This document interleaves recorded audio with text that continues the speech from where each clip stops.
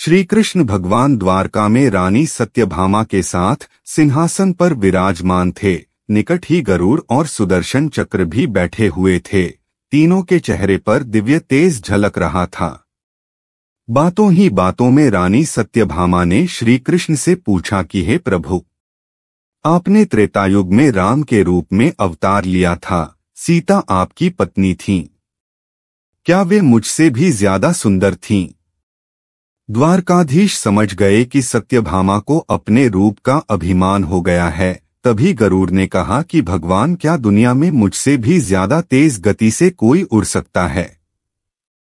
इधर सुदर्शन चक्र से भी रहा नहीं गया और वे भी कह उठे कि भगवान, मैंने बड़े बड़े युद्धों में आपको विजयश्री दिलवाई है। क्या संसार में मुझसे भी शक्तिशाली कोई है? भगवान मन ही मन मुस्कुरा रहे थे।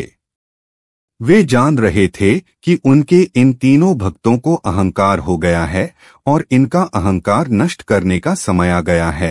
ऐसा सोचकर उन्होंने गरुड़ से कहा कि हे गरुड़, तुम हनुमान के पास जाओ और कहना कि भगवान राम माता सीता के साथ उनकी प्रतीक्षा कर रहे हैं। गरुड़ भगवान की आज्ञा लेकर हनुमान को लाने चले गए। इधर श्री कृष्ण ने सत्यभामा से कहा कि देवी, आप सीता के रूप में तैयार हो जाएं, और स्वयं द्वारकाधीश ने राम का रूप धारण कर लिया। मधुसूदन ने सुदर्शन चक्र को आज्ञा देते हुए कहा कि तुम महल के प्रवेश द्वार पर पहरा दो और ध्यान रहे कि मेरी आज्ञा के बिना महल में कोई प्रवेश न करे।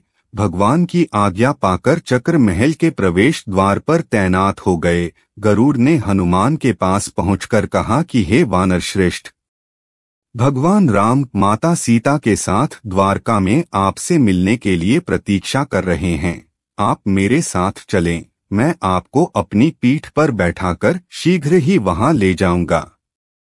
हनुमान ने विनयपूर्वक गरुड़ से कहा, आप चलिए, मैं आता हूँ। गरुड़ ने सोचा, पता नहीं यह बूढ़ा वानर कब पहुंचेगा।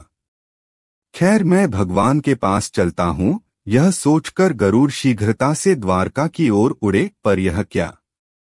महल में पहुंचकर गरुड़ देखते हैं कि हनुमान तो उनसे पहले ही महल में प्रभु के सामने बैठे हैं। गरुड़ का सिर लज्जा से झुक गया।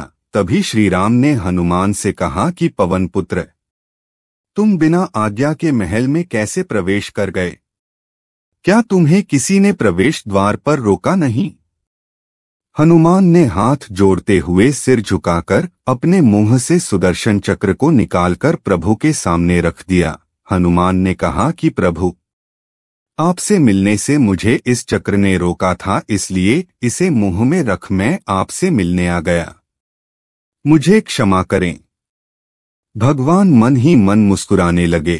हनुमान ने हाथ जोड़ते हुए श्री राम से प्रश्न किया, हे प्रभु, आज आपने माता सीता के स्थान पर किस दासी को इतना सम्मान दे दिया कि वह आपके साथ सिंहासन पर विराजमान है? अब रानी सत्यभामा का अहंकार भंग होने की बारी थी। उन्हें सुंदरता का अहंकार था जो पल भर में चूर हो गया था। रानी सत्यभामा, सुदर्शन चक्र व गरुड़ जी तीनों का गर्व चूर चूर हो गया था। वे भगवान की लीला समझ रहे थे। तीनों की आंखों से आंसू बहने लगे और वे भगवान के चरणों में झुक गए। जीवन में कभी भी अहंकार नहीं करना चाहिए। जरूरी नहीं है कि आज जो आपके पास है वह कल भी होगा। अपने अंदर जरा सा भी अगर अहंकार आने लगे तो स्वयं ठाकुर जी हमसे दूर हो जाते हैं। ठाकुर जी को निस्वार्थ भक्तों की ही जरूरत है, अहंकारी की नहीं।